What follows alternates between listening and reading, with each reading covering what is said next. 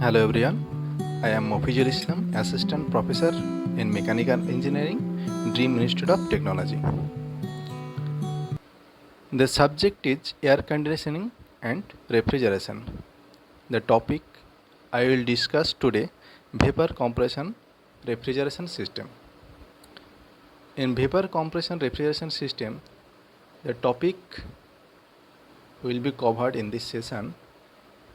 What a vapor compression refrigeration system is, why it's needed, mechanism of simple vapor compression refrigeration system, different vapor compression refrigeration system, factors affecting COP of vapor compression refrigeration system, advantages and disadvantages.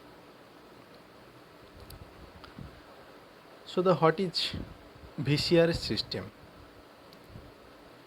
VCRS system which uses fluid instead of air as a working substance.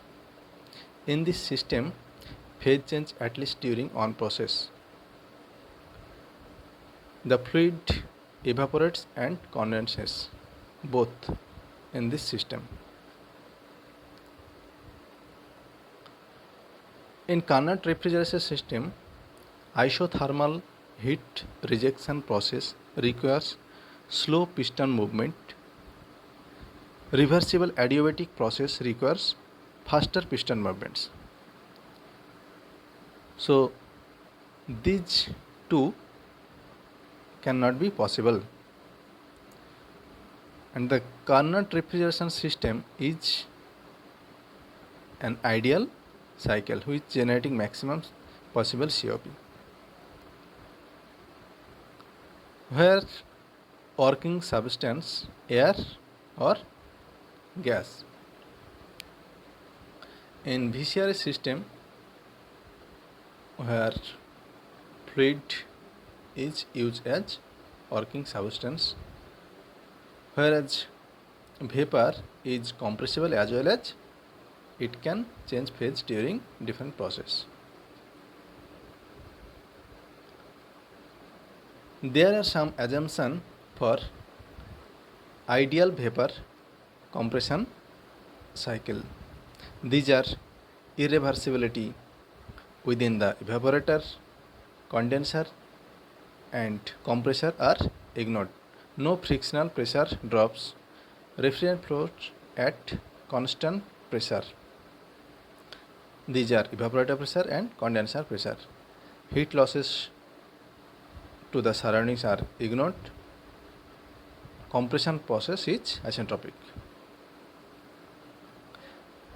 This is the diagram of VCRS system.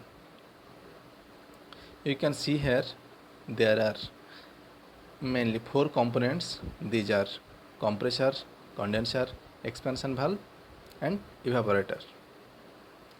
The four processes are isobaric heat addition, isentropic compression, isentropic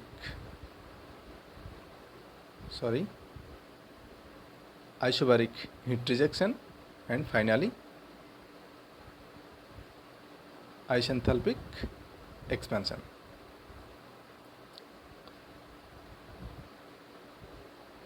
The saturated vapor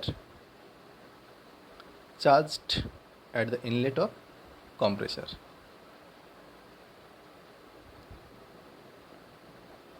Then the refrigerant is converted into superheated vapor and it drawn into condenser. In condenser, it is used as cooling purpose, where heat is rejected and the refrigerant is converted into saturated liquid. Then it will go expansion valve and pressure drop happened and it converted into saturated liquid plus vapor. Then it will go to evaporator and evaporator evaporates the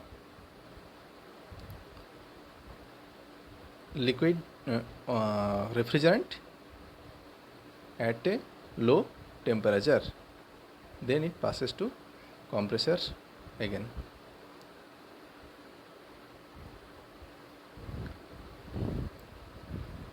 These are the internal parts or components of a refrigerator. Already you have seen in the diagram. These are compressor, condenser, expansion valve and evaporator.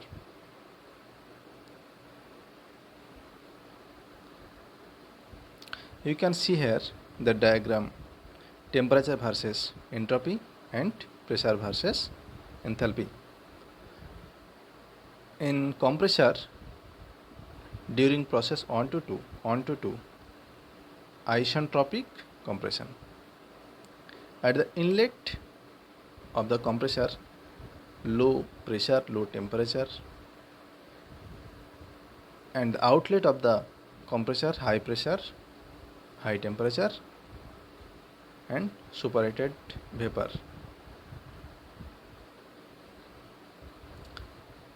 Where the mechanical energy used as a input, so the work of the compressor equal to H2 minus H1, where H is enthalpy.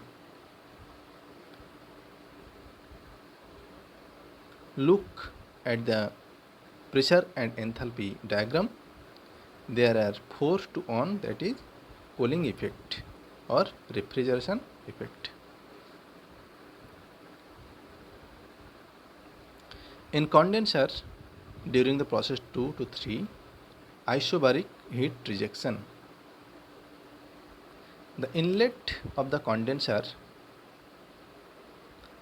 the state of the refrigerant, high pressure, high temperature and superheated vapor. Outlet of the condenser, high pressure, here pressure constant, low temperature and but at that point the temperature is not very much low. Here saturated liquid. There are no work transfers, only heat rejected here. So the QH equal to H3 minus H2. Next component, expansion device, the process 3 to 4, isenthalpic expansion, means the enthalpy is constant. So the inlet of the expansion device, high pressure, low temperature saturated liquid, and the outlet of the expansion device, low pressure, low temperature and mixture of liquid vapor here. So the H3 equal to H4. Then the next component, evaporator, during process 4 to 1, isobaric heat addition. Inlet of this component, evaporator, the state of the refrigerant, low pressure, where the pressure is constant.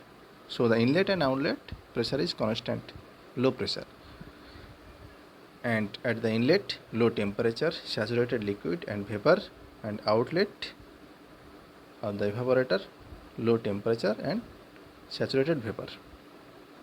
Here also no work transfers, only heat addition. So Q L equal to H1 minus H4.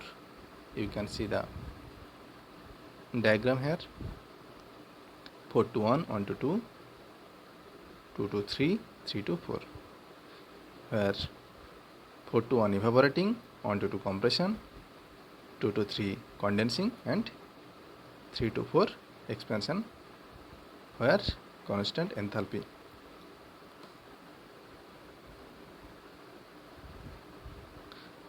So I am ending this session here. Thank you everyone for listening this video lecture.